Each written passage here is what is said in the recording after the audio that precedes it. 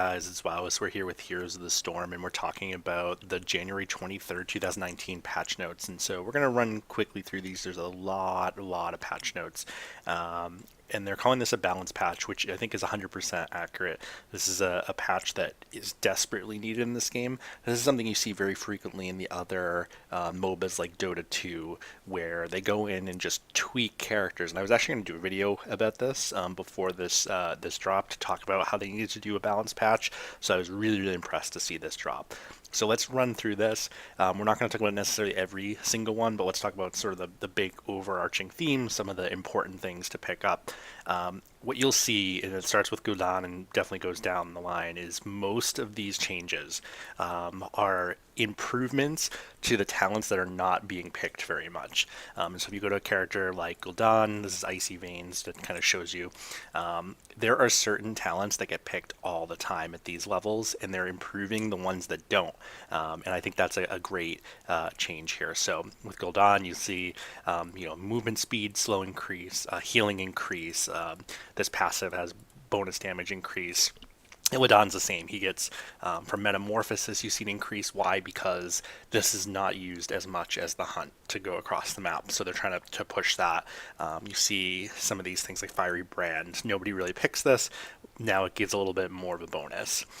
Jaina does get quite a bit of a nerf here. She reduces in power, so her Frostbolt goes down, her Cone of Cold reduces in damage. I think this is necessary. Jaina is a very effective nuker, and she can just wipe out somebody, especially at a high level, if you can hit that combo. And you can see here, they do make some changes to a few of her talents, which again, I think just give her more build choices. Junkrat, you can see the cooldown on the rocket ride is reduced, and then you can see here the cooldown gets reduced even further to 45 seconds. On this, you can see the damage of the rocket ride goes up. So there's a lot of, I think this is a bonus for Junkrat in general. Kerrigan, you can see her shield goes up just a little bit. Her level 13, if you take Psionic Barrier, the shield spell armor goes up. That's another just small little perk that might encourage people to take some different builds. Let's see, Li Ming, the damage timer on her on Ether Walker is reduced again. Just gets maybe people to pick this as opposed to the other talents at her level 1. Same with Diamond Skin. This is not a very popular talent. So I think what you see overall is that a lot of these talents that are getting selected are talents that are not picked at all, or picked very low statistically. And if you look at a website like Hodaslogs, you can see very quickly that there are certain talents for a character. We were talking about Maeve, so let's look at Maeve real quick.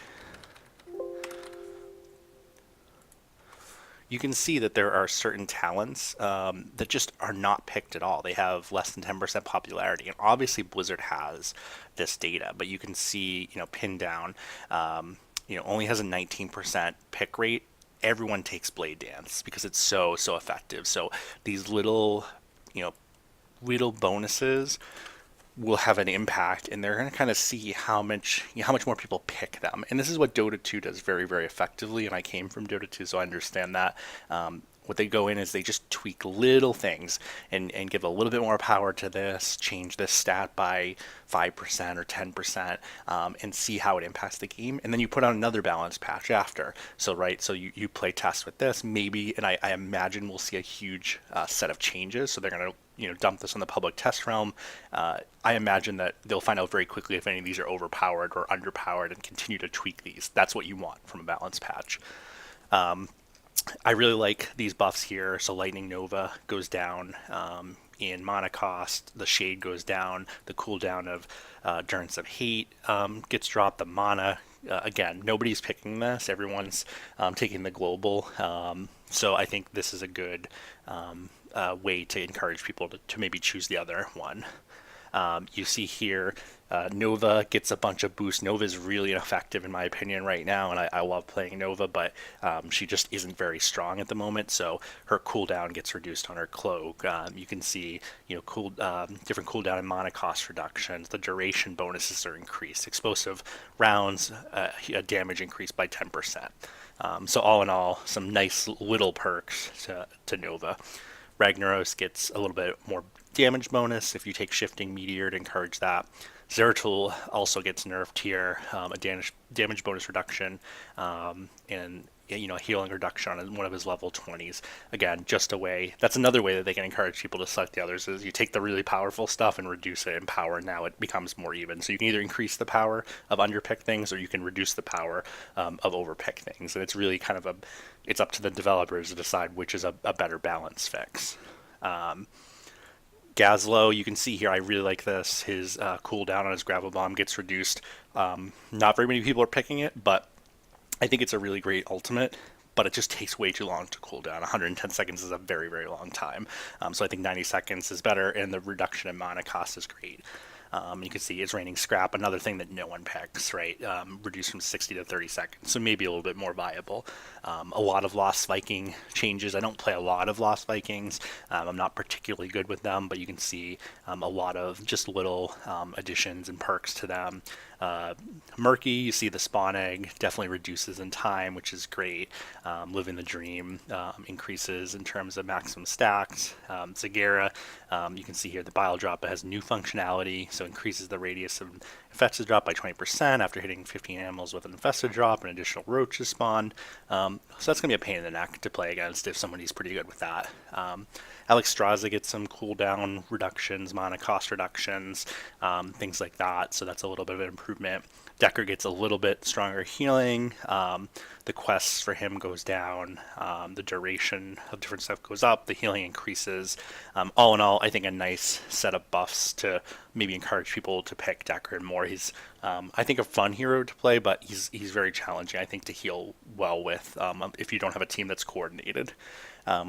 Divine Palm, the healing increases just a little bit.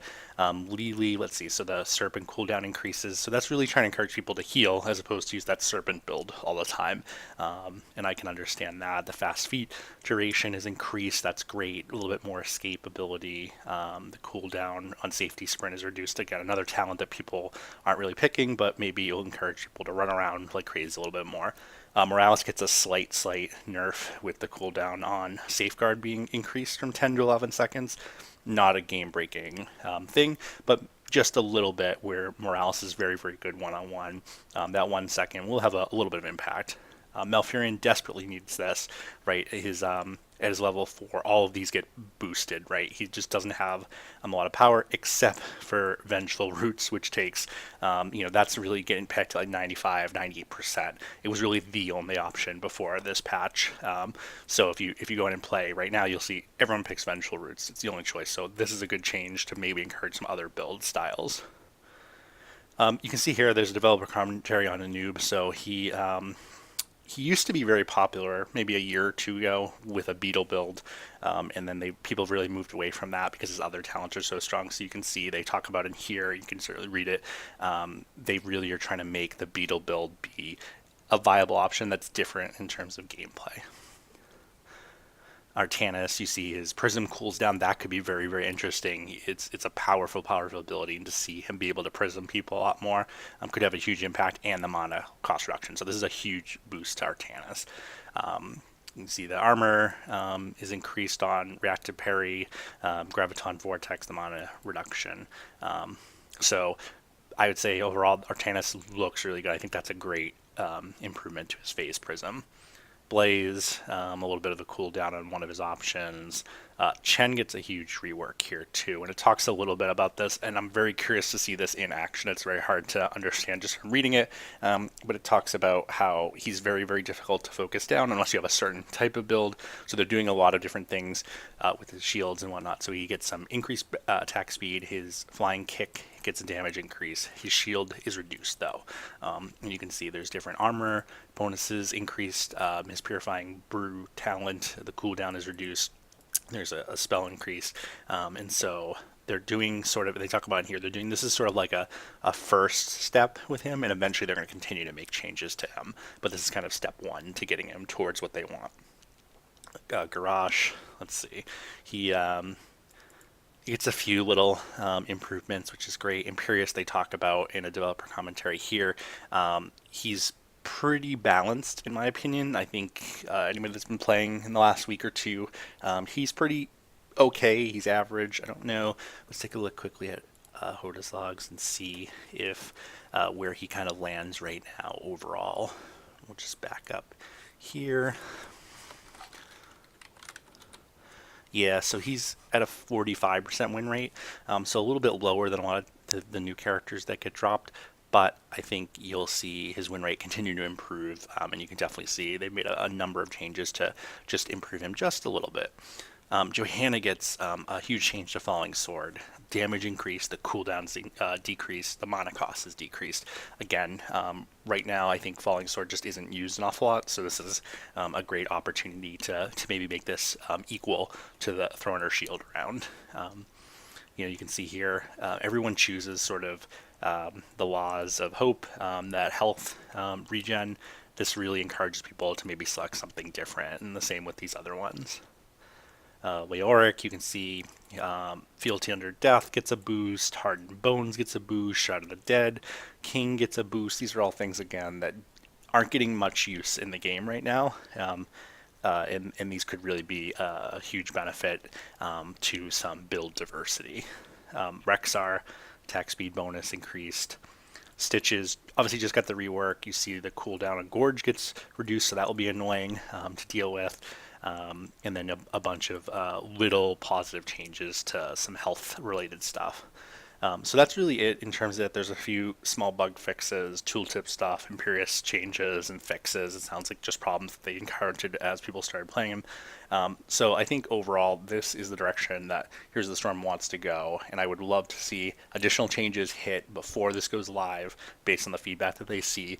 And I'd love to see a balance patch every couple of months, if not more, because this is really the way that they're going to keep the game competitive and fun, is to take these heroes that just aren't doing well, the heroes that when you go on Hodis logs and you can look at the heroes down here, like Tassadar, some of these other folks down at the bottom really need a rework. But you can see like Deckard, right? Like he's just not winning at all. So that's something that you got to just bump up his healing a little bit, give him a little bit more, so that a skilled player can do really well with him. And I get it, like Genji is a pain in the neck to deal with when you're dealing with a really good Genji, but a lot of players are terrible with Genji. So you got to be careful. You don't want a character to become overpowered in the hands of a really skilled player with them. You want them to be sort of fun, but also difficult to master in some different ways. So I think overall these are good changes. If you'd like to see more Heroes of the Storm, please leave a comment or a like, and I'd love for you to subscribe to our channel. So thank you so much.